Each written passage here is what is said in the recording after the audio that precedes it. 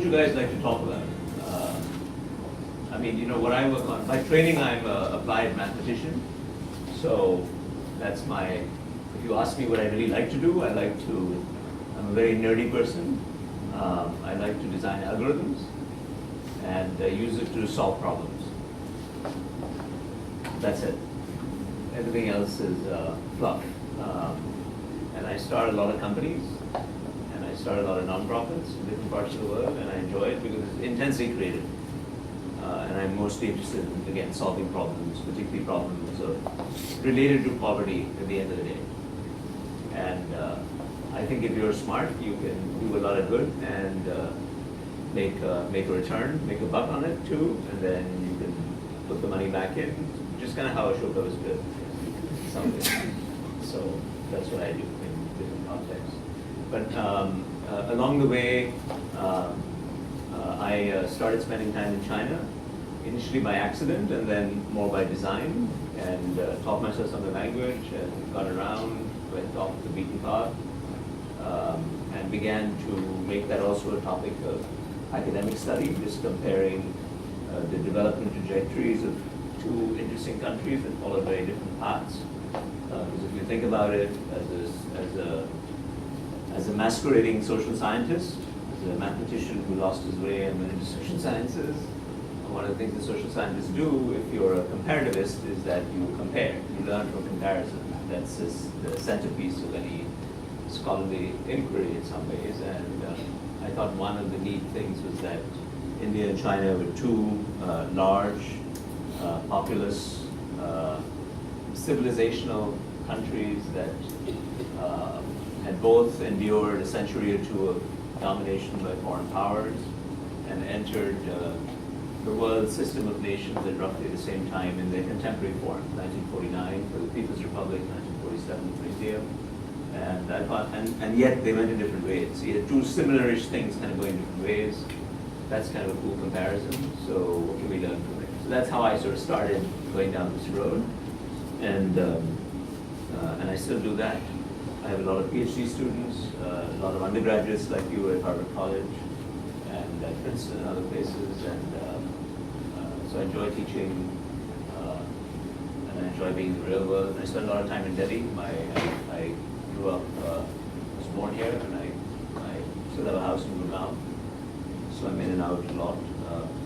But I want to ask you, what do you want to talk about? Do you want to talk about new venture creation, even in India? Or do you want to talk about some of the policy work that I've been doing, most recently with the current government, in helping to roll out entrepreneurship in India and share some of my learnings from it or what I think I've learned from it? See, the minute I walked into this room, I thought, oh my God, this is like the lecture style thing, because everybody's looking at me. So we never have classrooms like this. All our classrooms are like round. So everybody's looking at everybody. So I'd rather have some physical reaction. But they have very seating. Yeah, if that, I mean, it's a lot of people here, so it may be awkward, but you should feel free to be relaxed. And I'm interested in a conversation, so why don't we just start talking, and you tell me where you want to go. We don't have that much time, so let's not waste time. Okay. What's your name? My name is Sachin. Okay, what do you want to talk about? Policy work. Policy work. Let me get a few comments and then see where the sentiment in the room is, and then we can go down that way. Somebody here? Policy work is over. Policy work. Okay, so the general climate for entrepreneurship in India, yes, back there. Different challenges between India and China. So you have to be more precise. The challenges, you mean like the geopolitics? China. So that's above my pay grade. I mean, geopolitics. I mean, I do engage with Chinese politicians, but you know, I don't really know that much about it. We should ask Pratap.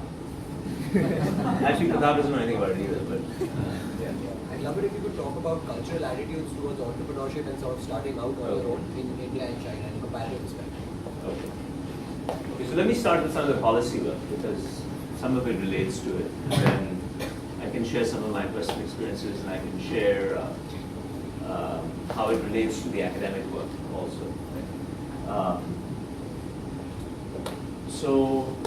About what's a good policy experiment? Probably the most significant policy experiment I've engaged in is in 2015 or 16, I was asked by the Prime Minister to create a report. Basically saying, you spend a lot of time talking about entrepreneurship in the media and starting companies. Why don't you help us think through a framework? Right? You spend a lot of time in China, so what can we learn from China and the US and Silicon Valley?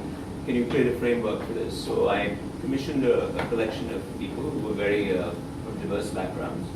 Some from the bureaucracy, some from venture capitalists, some industrialists, some academics. For 6-9 months we met frequently and debated and invited to comment and so on. And that whole process of policy formulation was very instructive to me because that's not my world either. But it was instructive to engage with it and see how different people came to the table and had very different predispositions. So my main home was in Boston, so I was flying in very frequently, and sometimes we just did it using technology, and it works just fine. Everybody was on video screens, and we debated it. We had an agenda, ran it like a proper meeting with a fixed time, and people had homework. You come to the committee meetings, and I'm a pretty hard taskmaster, and so we were on script. So it was the first committee meeting in a long time that ended ahead of time and delivered its report very, very promptly. And the report basically had a framework for thinking about the committee's view on what needed to be done in the country to shape the possibility of entrepreneurship. A short essay at the front end that summarized why entrepreneurship was probably important to the future of the country. In a nutshell, we have about conservatively 120 million people who will enter the workforce in the next 10 years. Young people like yourselves, and even the most optimistic estimates of the existing industrial structure in this country and commercial sectors generating jobs. You'd have to stretch your mind to really think about how we would create 20 million jobs or 30 million jobs. And that's before accounting for what we know is that visible technologies will certainly erode the possibility or the need for some kinds of jobs. Right? So there's a big gap between 130 and 30. So how are we going to fill that? Well, we have to make it easier for young people to be just not job seekers, but job creators in some ways. So there's a need to think through this and say, as a state, as a society, can we do something to make it a little bit easier? That was the idea. Then the rest of what I have to say about policy formation is that then the report kind of sat around on a shelf along with other Sarkari reports that didn't go anywhere for a long time. And I had to kind of work the system to try to see how people would pay attention to it. Again, something that I don't know how to do because I don't really spend time in the corridors of government, so to speak. But eventually we managed to get it heard, and it was discussed in cabinet and formally adopted as the policy of the country. And so it got the name, not my choice of name, but it got the name Atal Innovation Mission, AIM, and was put as a separate agency within Niti Aayog, which is the, I don't know what it is actually. Okay, it's the new Planning Commission. Most people here are too young to know what the Planning Commission was. The Planning Commission was an anachronistic device from socialist India that purported to tell India what to do.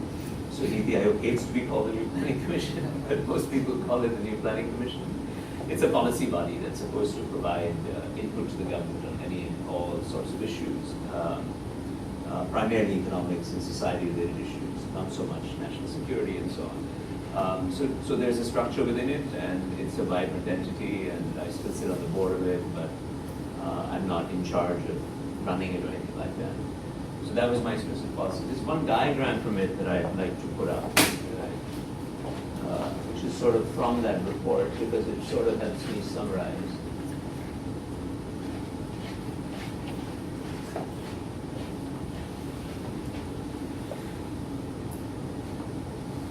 So this is the, well, that's what NIPI is National Institute for Transforming India. I forgot that. That's the, and so the idea was, okay,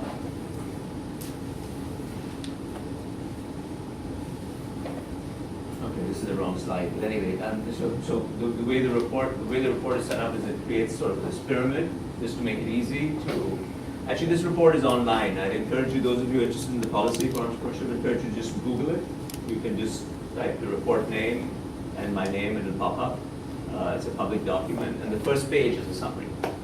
It's a fat report, you don't need to read it, you can read the first page, you get it. That's how reports should be written, I think. But essentially it said that there are three sort of things three sets of things that we have to do. There's an immediate set, which I'm not sure is going to really move the needle in the country, but I believe that we need it for political expediency and for practicality, because any reform process that you initiate in a complex system requires some early wins, so that people see that there's something here for them and can all rally behind it and support it. And then hopefully, if you're lucky, you can trigger change. So we had a set of, a way of thinking about early wins. By early, I mean things that can start showing results in 3-4 years. That's my definition of early, right? Things that you can look out your window, you can see it, you can measure it, you can feel that somebody got a job, something interesting happens, a creative solution popped up. That's early immediate wins. Right? I'll tell you what they are. So we had a list of early wins. Then you have a set of things that I would say, I'm just calling out here, create an enabling environment. Those are things like, you have some of these, you have incubators and things like that here.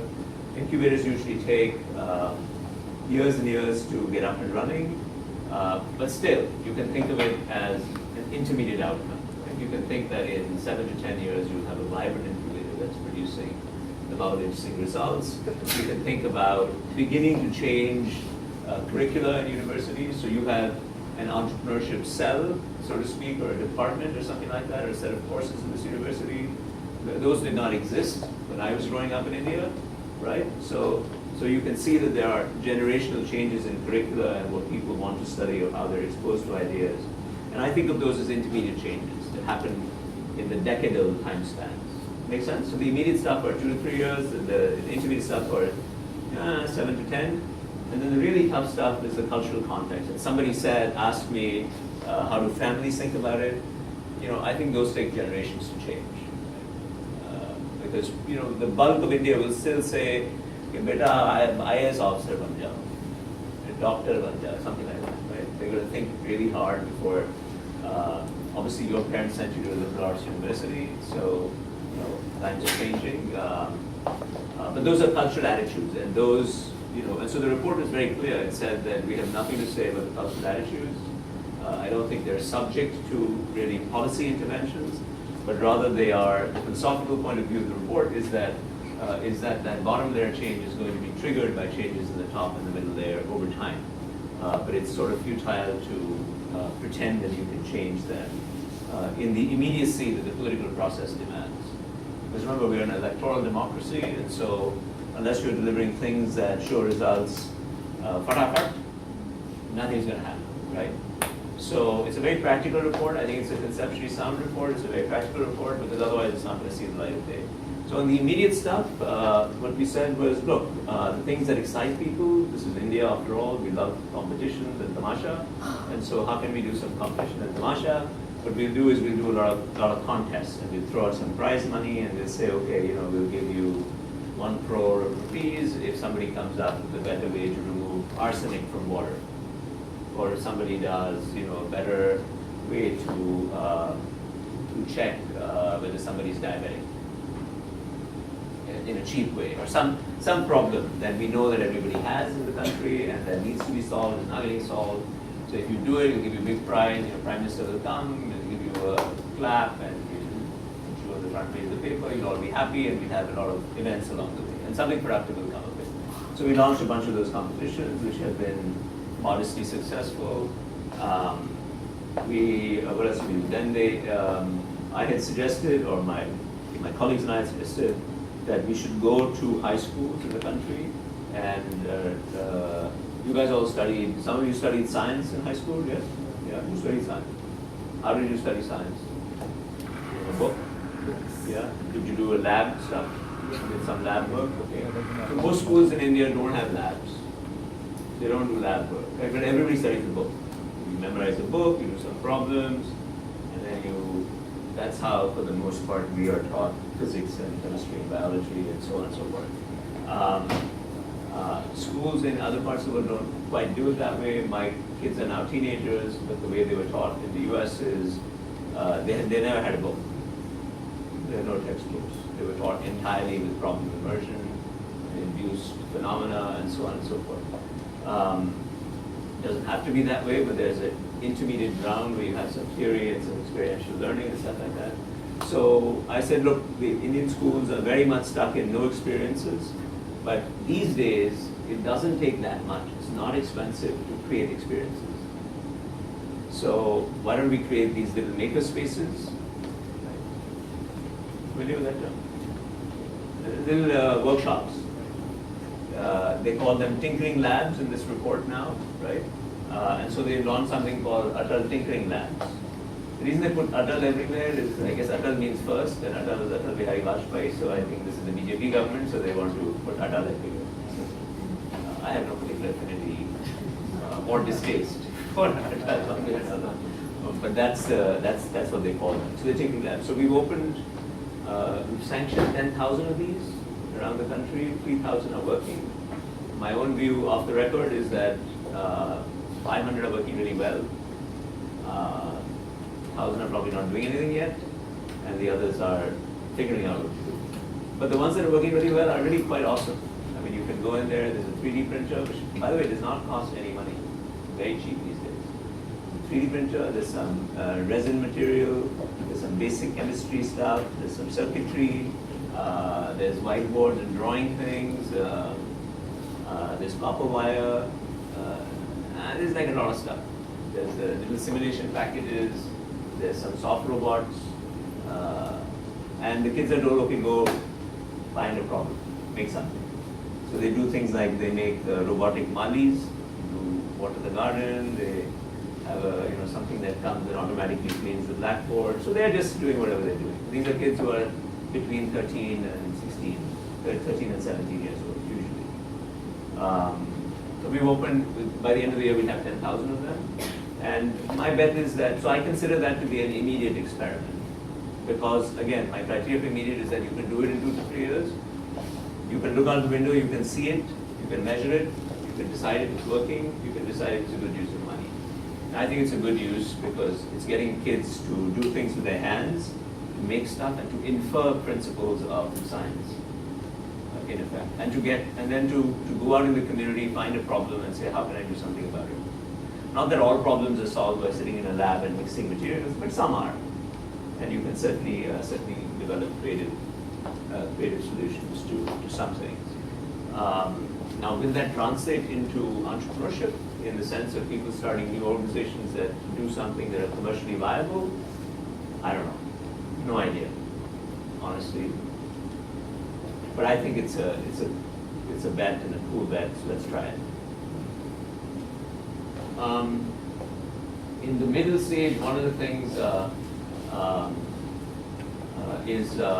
so right now, so this entity has been in existence. It was recommended by a report about 3 years ago, and it's been in existence for 1.5 years, and it's still very much in the first step, just rolling out these things and creating the administrative structures to do it. So that's one of the policy things that I've been involved with that relate to entrepreneurship. In my really optimistic moment, I think that this would change the face of India. Am I being hopelessly idealistic? Yes. But that's my nature. I'm going to be idealistic and I'm going to work like crazy and see if we can change something. But if you can change the way kids are educated and you can do things about constraints to entrepreneurship, what do you guys think are the main constraints to entrepreneurship in the country, in this country? Labor laws, okay, very overly rigid labor laws, right? And why is that a constraint? Like, in what way would it stop you from being an entrepreneur? I won't be able to hire and fire people. Why do you want to fire people? Because we Okay. Okay. So he's saying that restrictive labor laws mean that he as an entrepreneur would not find it easy to hire and fire people, and so you obviously are reluctant to run an experiment if you think that you'll always be stuck with these people. If the experiment doesn't work, then how are you going to pay them? Right? Fair enough. What else? High cost of capital. High cost of capital, particularly very high cost of risk capital. So there's a lot of capital in the country, but it wants to go into safe things. It doesn't want to go into risky things. And why does it not want to go into risky things? We've got lots of rich people within 50 miles of here. Lots of money. Why is that not going into funding entrepreneurs? It's not, by the way. She's absolutely right. It's not going into funding entrepreneurs. Why is it not going? Why are people reluctant to? I mean, Indians love to make money. Why is it not going? Why is it? Policy paralysis regarding Indian investing. Policy, I can hear you say. Policy paralysis regarding Indian investing. So recently they invited people to invest money, but then they slapped the Indian tax, and now they have again I see. that tax. Yes. So we have. So then you ask, why is that happening? I think the government is still not ready, hasn't calibrated their actual moves towards how to support this new entrepreneurship regime. So what he's saying is that one of the reasons people are not investing money is that you don't know how the government is going to behave. Right? Tomorrow the government will put an arbitrary tax on it, and the government has done some incredibly stupid things. That's one of them, which is to slap a tax on people who are funding entrepreneurs, saying that, तुमने पैसे डाला, you must be very rich, let me take your money away. So it's this mindset that let me grab stuff and run. And so as a potential entrepreneur, you worry about, okay, if the rules are going to change suddenly, then somebody will take it and run away. So fair enough, that's another. And that comes from inexperience, right? And not knowing that is probably not such a good way to approach things. So that's another one. What else? This capital is low, so we could rather make a buck by investing in FP rather than investing in startups. By investing in fixed deposits. So, Okay, risk it. Yeah, fair enough. But then the question you should always be asking is why. When you were kids, did you ask your mom why is the sky blue, and she'd say something, and you'd say, but why? You should do the same thing here. Why is the risk appetite low? Because the culture is that you have to make a buck quickly without incurring risk. So when there's a safer investment, you wouldn't want to go. Okay. So I think if you think about it, it's very difficult to evaluate an idea. Philosophically and practically, if I come to you and I say, I have an idea, give me some money, right? Why would you give me money? Right? Because I have every incentive to either consciously or inadvertently misrepresent my idea because I want you to give me the money. And you know that I have that issue, so you won't. Or I worry about if I tell you my idea, then you'll know it, so why would you give me the money? Because then you have the idea. So then I don't want to tell you that. This is a standard problem. It's called the breakdown of knowledge communication problem, very famous. 2 Nobel Prizes in economics given for analyzing this problem, right? It's a very fundamental issue. So societies have to develop mechanisms, right, to basically deal with this, what's called information asymmetry. Those of you who study some economics, information asymmetry problem. And we in India or in most developing countries, all developing countries, have not figured out how to crack that problem. And we don't have the rules in place and the societal mechanisms to do it, and we don't have the experience base to do it.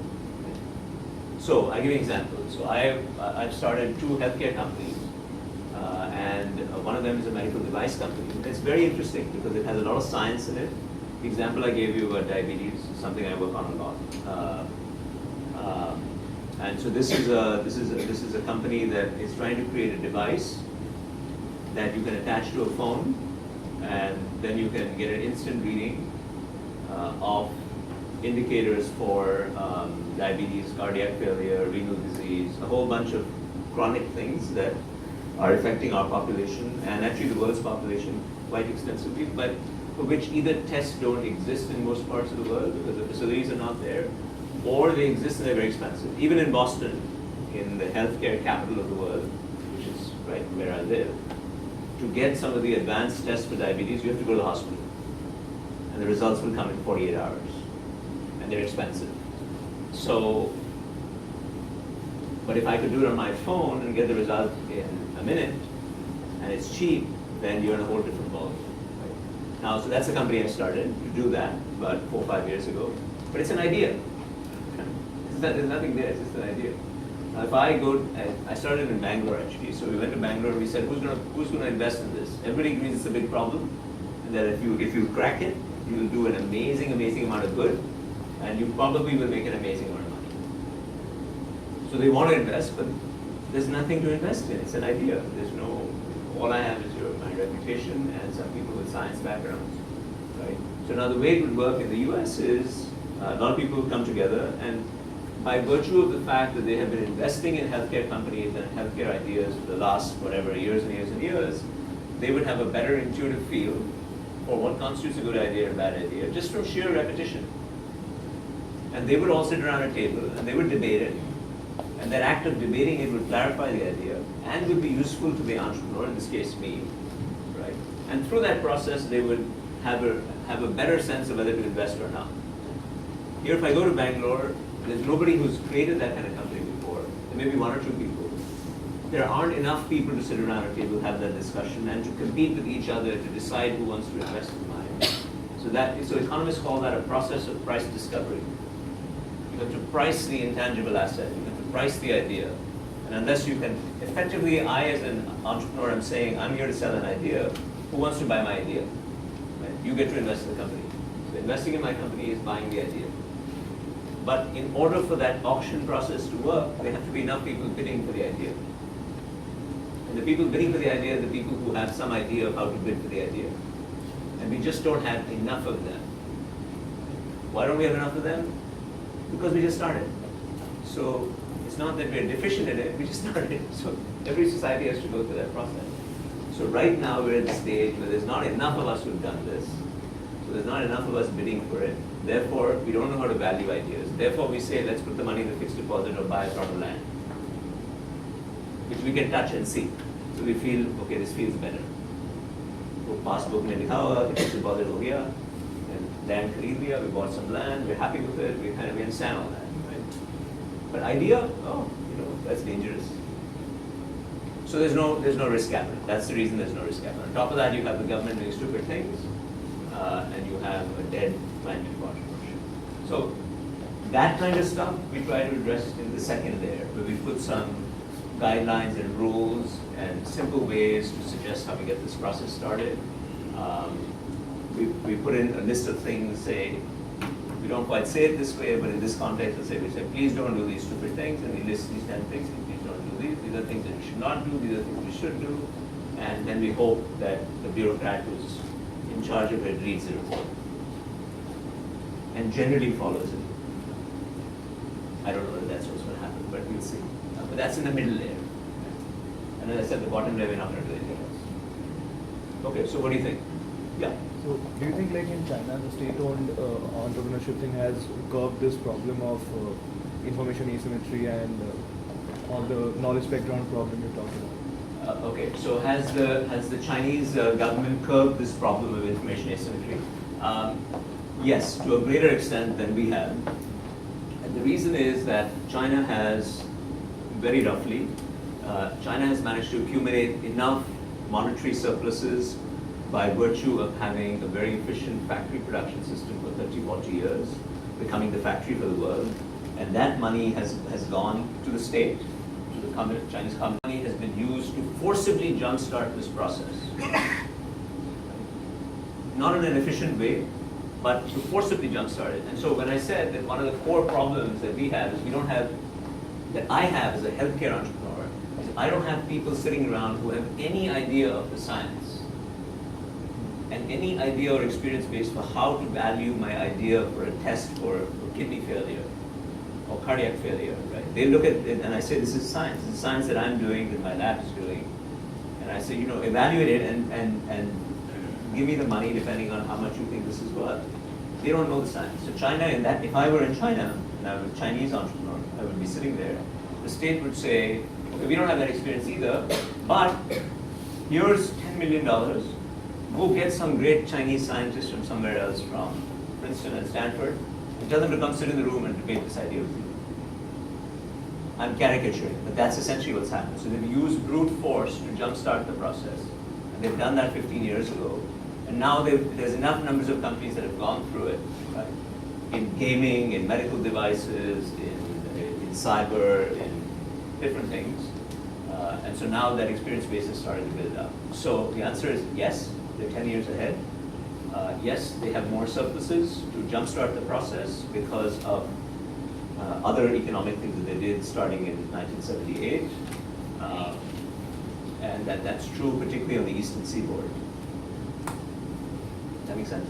Yeah, but then again, is I scratch your back, you scratch mine, that is quite prevalent in China, as said by a professor when we were taught about the Southeast China, the Southeast Asia entrepreneurship ecosystem. Do you think that also is prevailing there?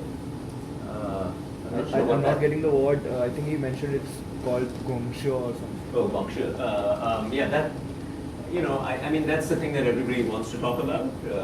That, kinship networks, ethnic networks, friendship networks, and we support each other. Honestly, my view is that that's true everywhere. It's true here. There's a Marwadi network, there's a Guju network, there's a Punjabi mafia in Delhi, right? So I'm part of the Punjabi mafia in Delhi. So, when I want to do something, I'll go to all the rich Punjabis. It's natural, right? Because I speak to them in Punjabi and they're happy with me and they give me money and that's nice. So I don't know that so I have a different view. My view is that that's human nature. It's true there's a Jewish network in the city that I live in and they all support each other. It's human nature, right? We kind of gravitate to people that we have something in common with. So I don't think it's good or bad. It's just, so maybe the person who told you about this thinks that it's really, and it's written about a lot. Yeah. I don't know. I don't know. I don't think that's the real difference. I just think the real difference between China and India is that they started 20 years earlier. And they have a top-down authoritarian system and we have a democratic system. The learning curve. Yeah, the learning curve. On this issue, they're just ahead of the learning curve. That's all. Yeah. Sir, you spoke about health bureau is on how Narayan has went to payments. Yeah. When you speak about recombinations, the importance of recombinations, how much do you see that actually Indian policies? Indian policy. I mean, a lot of our programs would be appropriated from other words. Oh, so the question is, he's referring to some work. Do you guys know this surgeon in Bangalore, Devi Shetty? Yeah. So Devi is my oldest friend. So I've been working with him to set up Narayana Health City. Sorry. Yeah, Ridyalaya. It's quite a mouthful. It just means heart, whatever. Hriday. But it's a heart hospital that became a tertiary healthcare facility, and now it's trying to do things globally and so on. So his question is that in an academic paper that I wrote, I was talking about how the evolution of that model had to do with what I refer to as a recombination of ideas, which is it's not that most things that we do are the result of mixing and matching prior existing knowledge bases, right? It's just a simple abstract statement. And that everything that we do is really, it's not like we just invented everything out of nothing. We mix and match ideas and new things happen. So he's asking how much of that mixing and matching do you see happening in Indian policy space? I don't know. I just don't know that I have a view on that. Not enough, I think. Because to me, recombination, productive recombination, some of you guys have to go to class, please feel free to walk out at any time. A lot of that mixing and matching, so I think that mixing and matching is part of the creative process. And so another way of asking your question is, do I think the Indian policy dialogue is a productive creative process? No, not enough. I think we need a lot more. So we have this system where, the bureaucrats do the policy, and the bureaucrats generally tend to be extremely smart people, but they're all trained in a particular way for the most part. So the way you do recombination is you mix and match interesting people from different backgrounds and kind of socialize the context so that there's a sense in which you have this debate and dialogue, and then you come up with something productive. So do I think enough of that happens? No. Much more should happen. Yeah. So what do you think about the fact that Indian bureaucrats are sort of, they're just, as you said, they're just bureaucrats, right? They don't have any prior experience in entrepreneurship. Even say folks like venture cap, private equity. Do you need more of those folks kind of talking to the government or even being a part of the government? Yeah, absolutely. absolutely. So you do need more. And in fairness, it's starting to happen. So, so Aadhaar was created by Nimkani and his team. That's an example of going outside, right? This structure is created by me and my team, much smaller than Aadhaar, but by the way, Nandan advises me on this. So I always go to him and I say, you're like my big brother, so tell me now, because you made this thing, what did you learn? And that's one thing that everybody should do, which is find someone who you respect, right? And go to them, whoever they might be. They might be friends, they might be family members, might be academics, whatever. Go to them and get input. So in my case, honestly, one thing I will do is I'll go to Nandan all the time and I'll say, this is how far we've come. And usually he'll be very aggressive and criticize me and say, these are all the things that are wrong, right? It's very helpful. Think about it, it's free advice from a smart person. What could be more valuable, right? What could be more valuable? Somebody who is well-intentioned, good-natured, socially minded, generally has done good things. Why would you not listen to that person? People don't do that enough.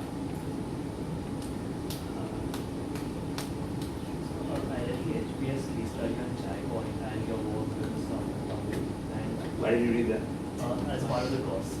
Oh, some course. Okay. Sorry. Yeah. So my question is, while your interaction and your knowledge of the Indian sector and the Indian retail sector, and so how did that help you in formulating your entrepreneurial policy, specifically the AI? Oh, about Chai Point? So do people know this chain, Chai Point? So oh, you did the case study, okay. So I created it with my student Amlik, who's a Sardar from Jammu. He was in my class. He's an engineer from, studied in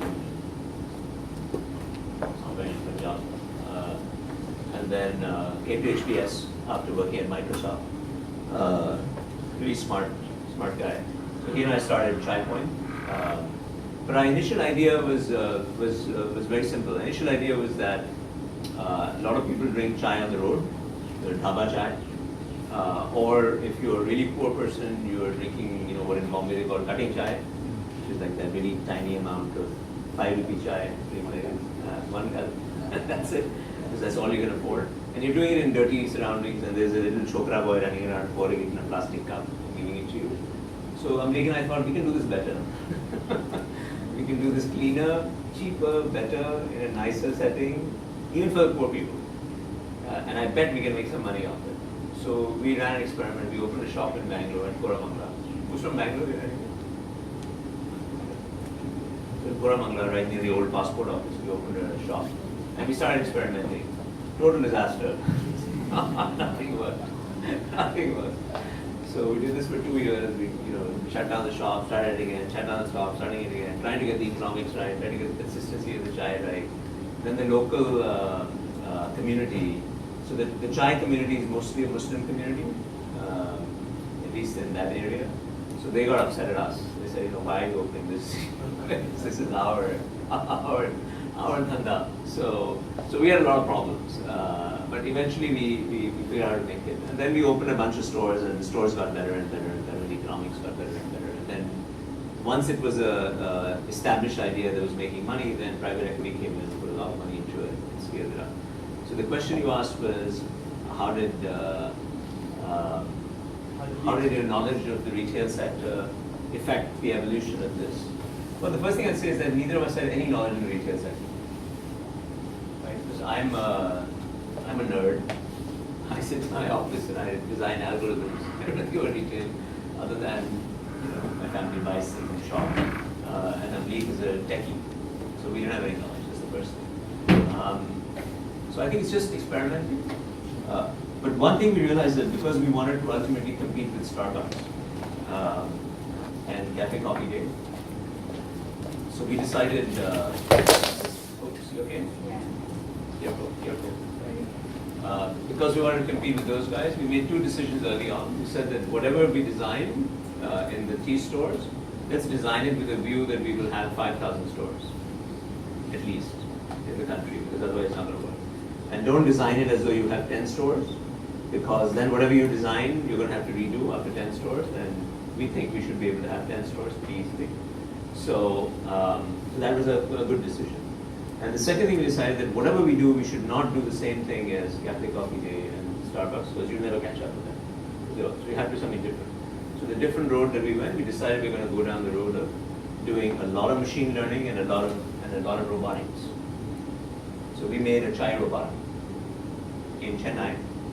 Found some guy there who was good at robotics, and we designed a robot that basically mimics the Indian chai making, right? Like you know how my grandma used to make chai in a big, what we call Hindi a patila. Slowly chai and putting spices there and tasting really good, right? So we said, let's make a robot that does that. Why do you need a grandmother? You don't need a grandmother to do it. Anybody can do it, right? You can have a robot. So we have a robot that actually mimics the making of the tea. So we developed 4 or 5 generations of the robot. It's all mathematics and design and engineering, right? And we introduced the robots, and the customers, like Devi Shetty was the first adopter of the robot. Because he's a good friend. So he said, I'll try the robot because I have a hospital, and we have 3 chai points inside Devi Shetty's hospital. And those only are open for 12 hours a day. He said, but my surgeries are 24 hours a day. My surgeons need chai all the time. So can you put a robot? So we put the robot, and the robot works great. And the robot is connected to the cloud, and so we call it chai on the cloud. And you can basically order and customize your chai, how much chini, how much elaichi, how much this, do that on your phone. And when you go there, it's ready, you pick it up and you have it, and it's automatic billing. So everything is automated. The facilities manager loves it. So now we've installed 4,000 robots in different places. But the point I'm trying to make is that it's different from the pre-existing models. So if you want to beat the guys, then you have to do it different, right? You can't just attack them with the same thing, because then it'll be a stupid competition that you lose. You have to try something completely different. So that's I don't know if I answered your question, but the short answer to your question was, how did your understanding of retail affect you? We didn't have any understanding of retail other than what you have, which is you buy stuff and you sell it in a shop. But I think what it mostly takes is experimentation and observation, and some risk appetite and enjoyment. You have to enjoy it, because most things are not going to work. It's can be quite scary, ups and downs all the time. You're always running out of money. Let's see who has an question. So it's been how much time since the inception of Chai Point, and what is the current market share of this particular brand as compared to the big players and the new players such as Chayos and all? Yeah. So Chai Point is about 7-8 years old, I think. I don't know. Some of these people read some case on it, so they may know more than I do. 8 years old, let's say. We have about 150 stores, so it's still small. But we're very profitable, and we're valued a lot in the market. I mean, in the sense of what the investors would pay. And I don't actually know what the last valuation was, but maybe $100 million. It's a fair amount of money for a tea store. It's mostly the intellectual property that's being valued. But market share is tiny, because,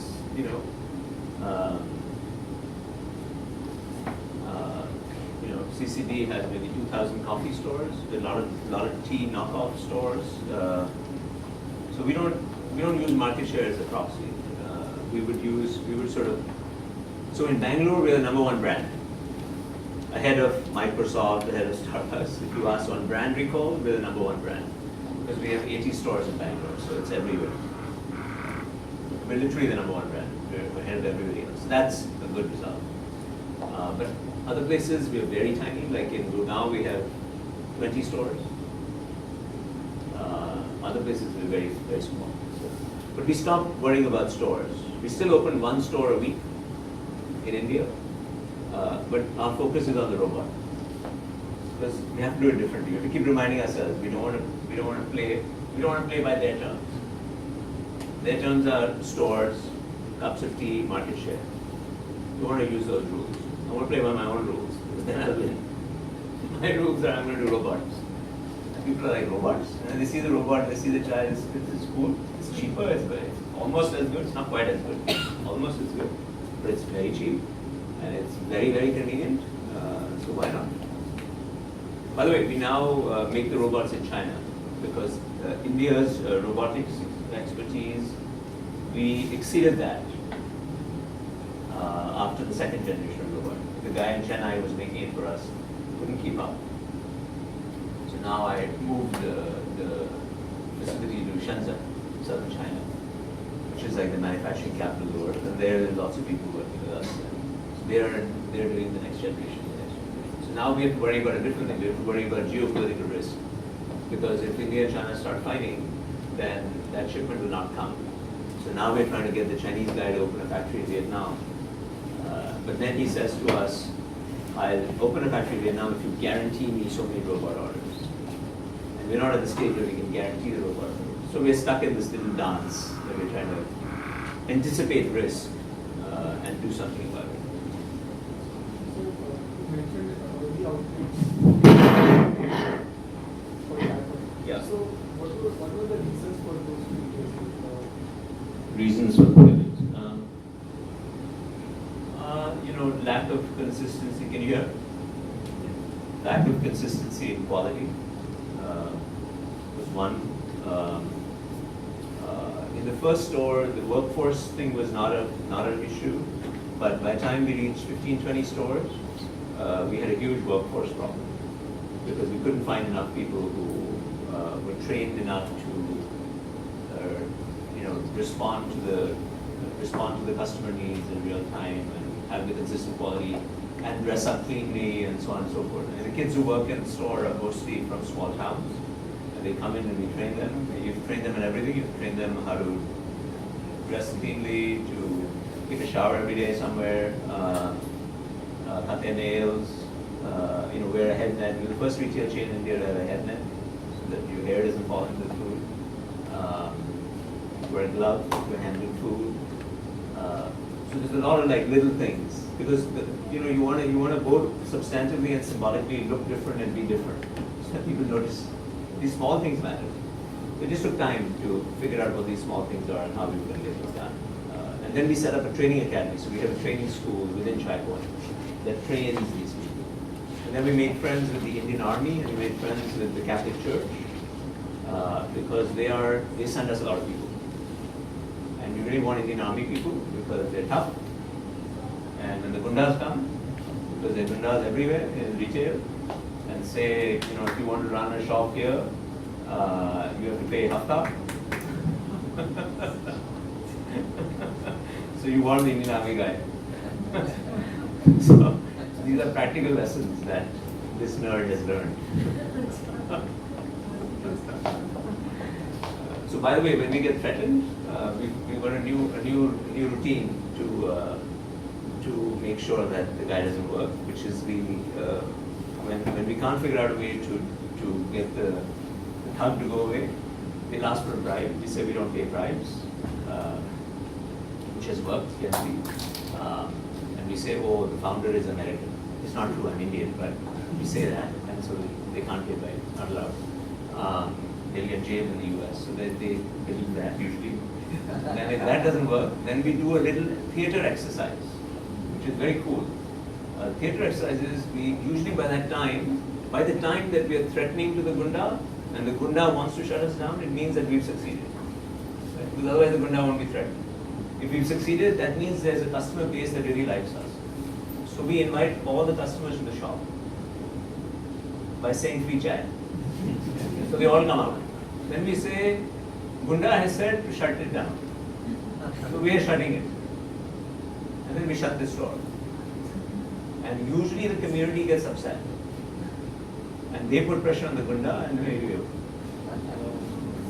And if that doesn't work, it doesn't always work. If that doesn't work, then we go away. And the bet is that if we do it 2-3 times, then they'll stop bothering us. And that's worked. We've shut 2-3 stores in Bangalore because of Gundas. And now generally people won't bother. So that's a practical solution to the corruption problem. I have a question. From the perspective. You guys should watch the time. You have Another 10 minutes, okay. So, from a nerd to an entrepreneur to finding strategy in business, how do you allow yourself to do that and go back to what you do while driving? I love doing all these things. I mean, I'm primarily a professor at Harvard, which is a demanding job. Right. That's what I do. I write academic papers. I have a lot of students. Some like you. Some are older. They're executives. They're 50-year-olds, CEOs of companies, and some are some are PhD students who are doing a PhD in economics or applied math. This for me is honestly, it's one of the most creative things I do. Starting a company is the most creative thing because there are so many problems that cannot be reduced to my algorithm. The algorithm is the crux of it, and I think of a way to think about the problem. But then to see it work out, reality intervenes. Makes it very, very hard, right? Like, the guy working in the store is going to refuse to shower every day because he just doesn't see the point. That's a problem, right? Because he comes to the shop and he's smelling, and that's not what you want to communicate with. The shop is nice looking, it's simple and cheap, it's nice. But if you have a smelly worker, that doesn't work. Or the gundas troubling us. These are not things that you anticipated when you started the company. But they're creative. Find a creative solution. I think the solution I described is a creative solution. So I think it's an intellectual activity. None of the young ladies are asking me any questions. Are the Ashoka young ladies all quiet? Not at all. No? So how did that happen? Okay, who has an answer? Yeah. So, I would like to ask for, especially for young students like us who are interested in starting or are already in the process of that, Yeah. because you have also had the experience of starting up from scratch or certain like this, what suggestions or tips would you give us as student entrepreneurs of starting up? What suggestion? I would say don't overthink it. And there's a very simple mathematician's reason not to overthink. I think the sources of what we would call stochastic variance are so high that actually there's a branch of applied math called dynamic optimization, which is you come up with an optimal solution to a problem when things are changing around you. Right? And what I'm trying to say is that there are too many things changing around you that are unanticipated, unanticipatable, and uncontrollable. So in those circumstances, it's kind of stupid to over-design. So I would say get out there and immerse yourself in the problem and start experimenting.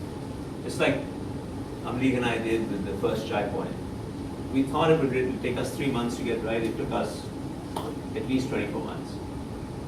And 6, 8, 10 failed efforts.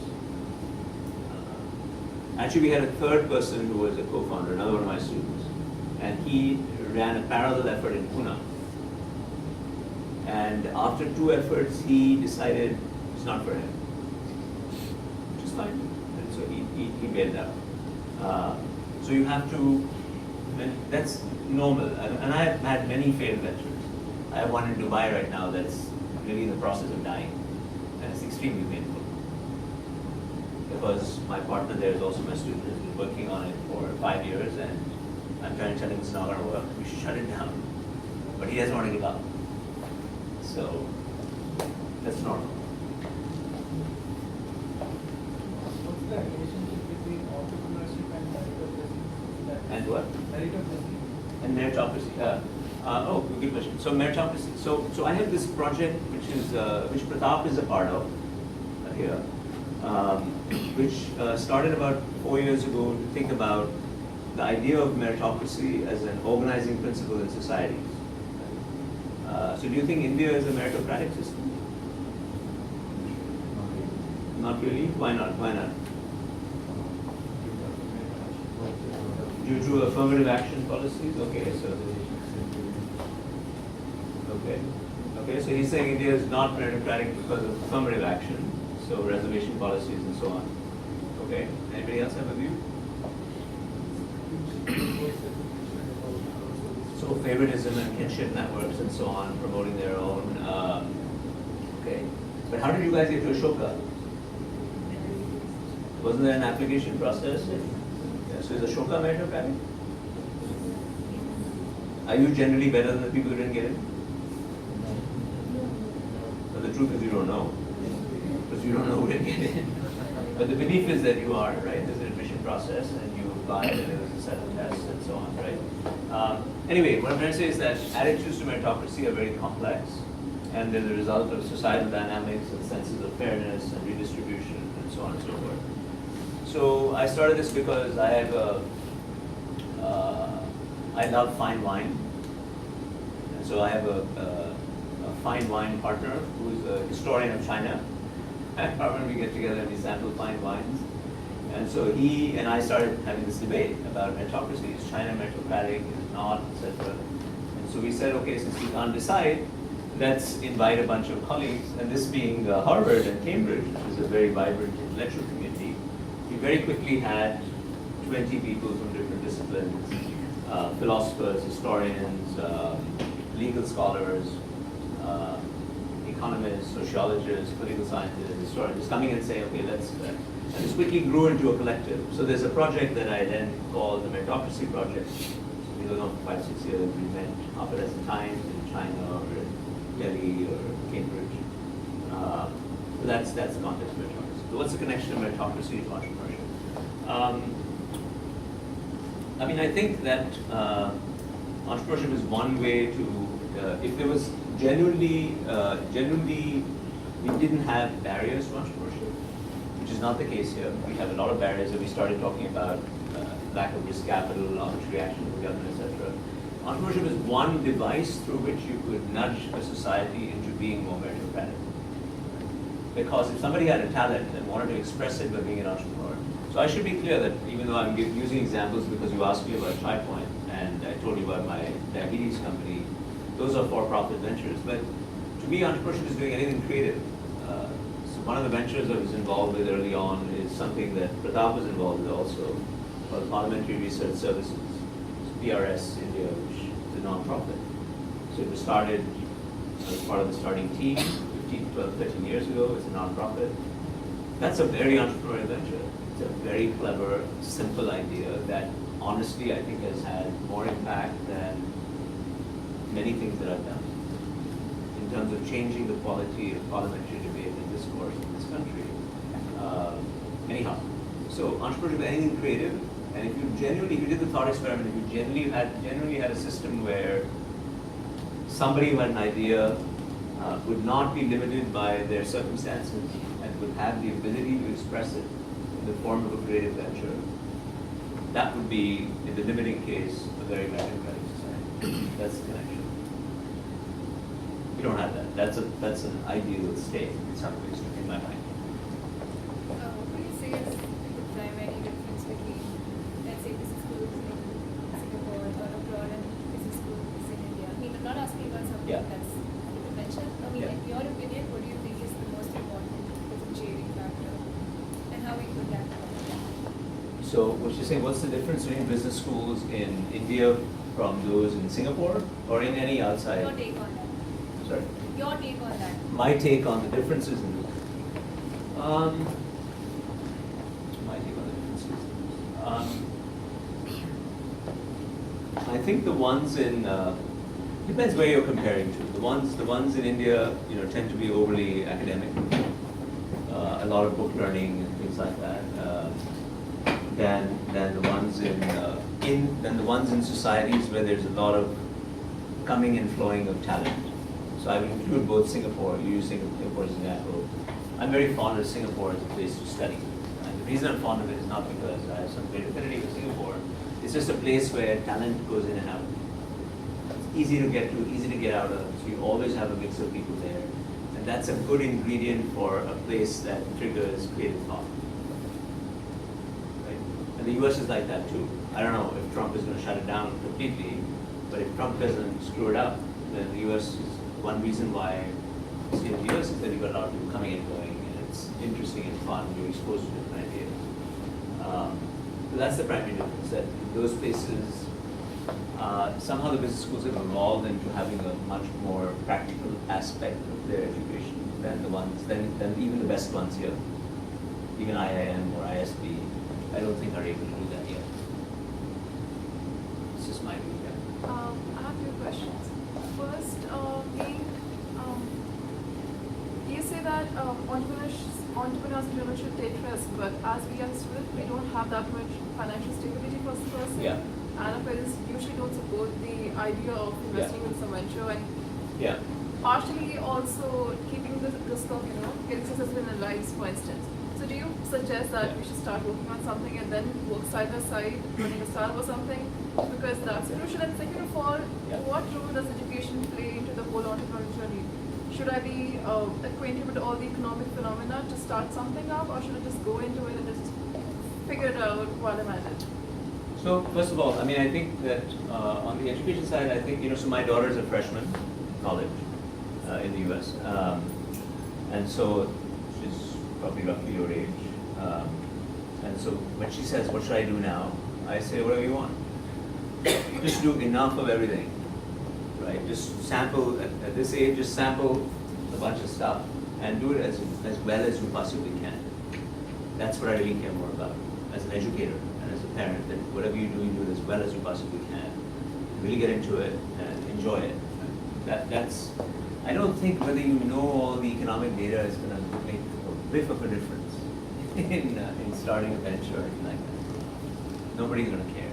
What's going to matter more is whether you can relate to people at the level at which you can absorb ideas from them, that you can be empathetic with them, that you can understand what they're going through, right? To build a business, Chai Point, which now has 1,000 employees, 1,500 employees, maybe more, right? Who are mostly from poorer sections of society that I don't have any direct relation to, right? Requires a lot of empathy to be able to be and understand where they're coming from, what their needs are. I have to provide housing for them, right? When they move into Bangalore or Delhi, or a lot of our workers in Bangalore, just as an example, came from the northeastern states. And I don't know if you remember, but 2 years ago there were lots of riots, and I don't know what triggered it. But we had riots against the workers from the northeast in Bangalore. And a lot of these guys, so I looked at them and said, these are like my kids. They're about 18 to 20 years old, they're far away from home. And the Bangaloreans are going after them because of some riot somewhere else. So we actually took care of them. We took care of them. Amrika and I took care of them. We rounded them all up, bought them tickets, sent them home, shut down the stores. And it was a very smart thing to do. A, it was the right thing to do. And B, by the way, it paid off in amazing loyalty for us. So it's lowered our attrition costs like crazy. That's not why we did it. But but what I'm trying to say is that more important than knowing all the economic data is to have some empathy and immersion. And where does that come from? It comes from practicing the art of going deep into something and being really good at it. So when we're doing Chai Point, we're deep into it. We're immersed in it. We don't think of this as a low-class activity or anti-intellectual activity. It is an important activity, and we are fully in the moment. And when I'm doing my mathematics theorems, I'm fully in the moment as much as I can do. And when you're doing your Kathak dance, you should be fully in the moment and doing it as well as you can. She told me she does Kathak dance. That's how I do it. It's not written on her anywhere. So.